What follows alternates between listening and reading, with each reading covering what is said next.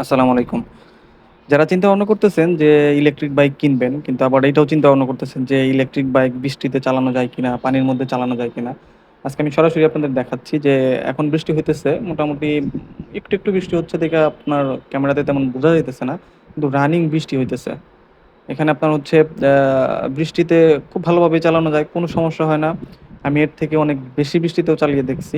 কিন্তু অতিরিক্ত পানিতে একটু সমস্যা, আপনার এড়িয়ে চলাই ভালো। কিন্তু বৃষ্টির মধ্যে কোনো সমস্যা নাই। মোটরসাইকেল চালানোর মতো করেই বৃষ্টির মধ্যে খুব ভালোভাবে ইজিলি চালানো যায়। এতে কোনো সমস্যা নাই। আর প্রমাণ সহ যে এই ভিডিও এটুকু দেখেন, এখানে আমি মানে মোটামুটি ভালোই ছিল পানি।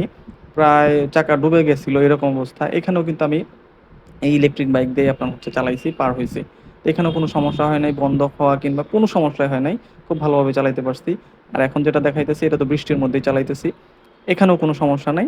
তো সুতরাং যারা চিন্তা ভাবনা করতেছেন যে ইলেকট্রিক বাইক কিনবেন কিন্তু বৃষ্টিতে চালাইতে পারবেন কিনা, একটু পানির মধ্যে চালাইতে পারবেন কিনা, মানে একটু পানি ছিট গেলেই সমস্যা হবে কিনা, কোনো সমস্যা নাই। আপনি খুব ভালোভাবে মোটরসাইকেলের মতো এই ওয়াশও করা যায়। আপনার হচ্ছে পুরাটাই ওয়াশ করা যায়। আপনার শুধু আপনার একটু খেয়াল রাখা দরকার যে অনেক বেশি পানিতে যেন ডুবে না যায়, কিংবা হচ্ছে অনেক বেশি পানিতে যেন আপনার হচ্ছে তলিয়ে না যায়, এটাই। তাছাড়া আপনার হচ্ছে এমনি ছোটখাটো একটু পানিতে কোনো সমস্যা হয় না। এবং কি হালকা যে সমস্যা এইরকম কিছু আমি পাই নাই এখন পর্যন্ত। মোটামুটি কাদা, পানিতে, বৃষ্টিতে সবসময়ই আমি চালিয়ে দেখছি। এর থেকে কোনো ধরনের সমস্যার সম্মুখীন আমি হই নাই। তো সুতরাং নিশ্চিন্তে কিনতে পারেন।